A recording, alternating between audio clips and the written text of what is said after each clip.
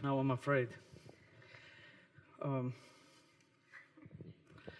so just for a contrast, my story starts in Norșenți, there in Prekmuria, right? It's a one-street town. And I received a fantastic opportunity to move to New York with my family, with my entire family.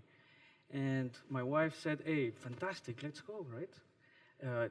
Fantastic salary, great conditions. We were going to live in a house, not in an apartment. The school was going to be for free. The health care, they were taking care of everything. So I started working there. It was really an amazing experience. Being in New York, in comparison with Martianzi there, it was quite a big thing. We had finally a lot of restaurants. And but I started feeling uncomfortable with what happened in the company.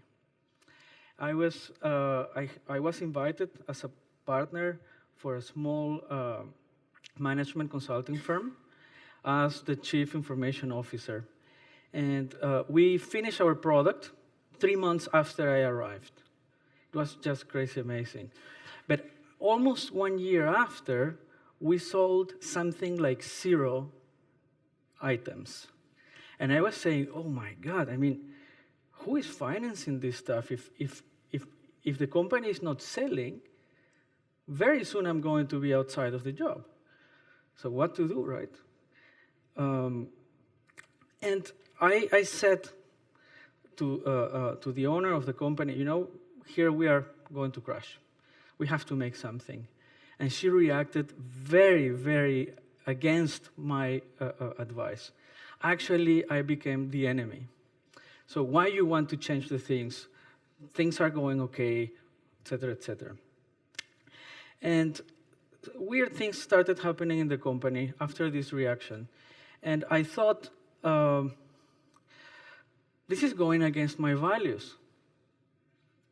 And I became a paladin of defending my values. And I started talking about the morals of this stuff. And I didn't know that I made a huge mistake. I was transforming a business situation, a business problem, into a moral issue. So you know how it ends. The business was not going as I expected, and I announced that I'm going to be leaving. Now, at that time, Slovenia was in quite a bad situation, and what we were hearing from the other side of the Atlantic was quite crazy. Right? We were expecting to have highways with holes all around. And I'm Peruvian, right? So, okay, what to do, Tatiana, to my wife, right? She said, find a job. Find a job. I mean, we can stay here, okay? And I said, you know what? $4,500 a month for healthcare that doesn't cover the tooth, and we have 2 kids, super expensive education? No way. I prefer to go back to Slovenia because there I can be poor. So the message here is not that we are all poor in Slovenia.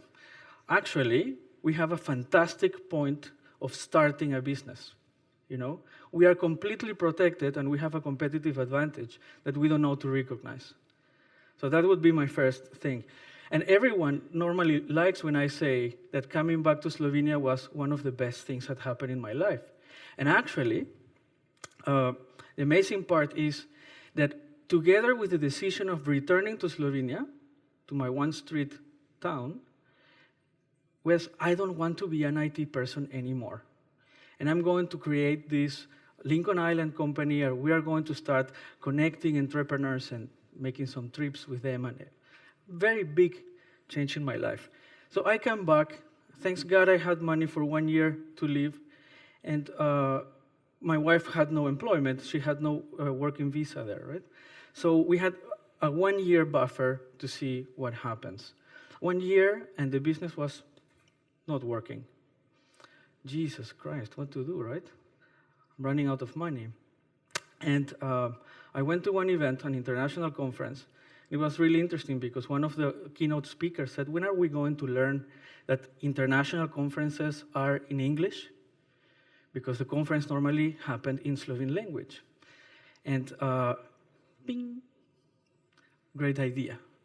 Let's start thinking on making an event about fear and fail. So, in less than 2 weeks, I got something like 14 persons telling me, I want to work with you, Jose, for your project. Let's start building up an infrastructure to create not only one event, but more than one. And let's see who is going to talk about their fears and failures. Wow, how am I going to invite the speakers? I mean, they would think that they are the excellent failures to talk for the conference, right? So, okay, let's make it. And we included the word fear because we understood that failure is not everything. The real problem is starting with fear.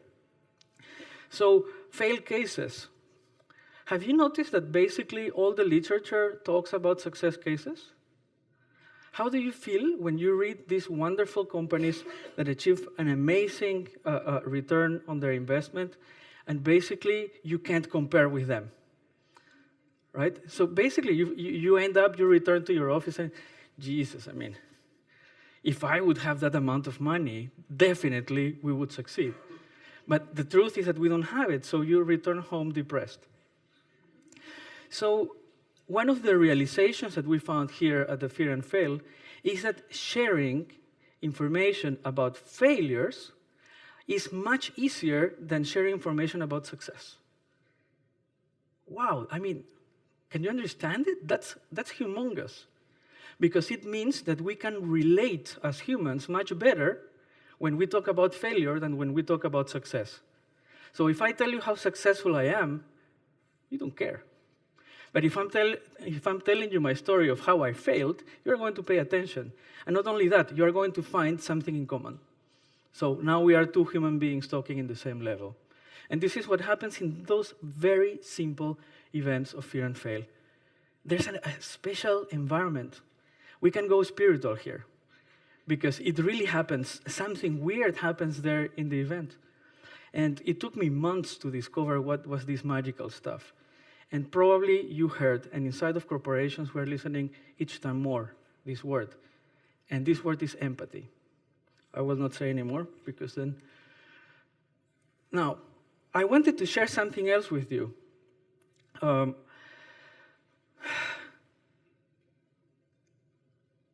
When you hear the word fail or failure, when you hear the word fear, yes, I hate these little animals, or I cannot climb high mountains, or this kind of stuff.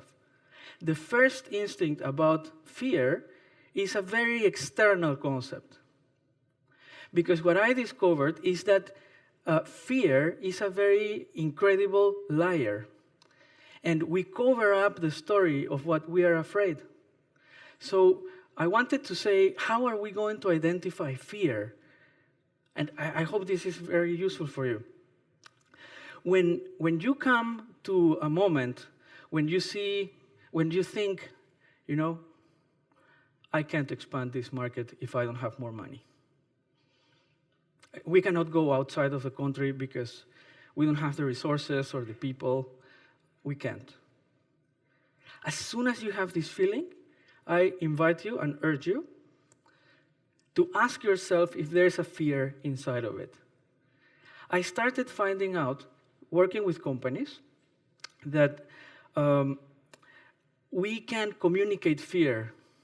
And then it's amazing because everyone in the company agrees, right? Without talking, we are all afraid, so let's not make it.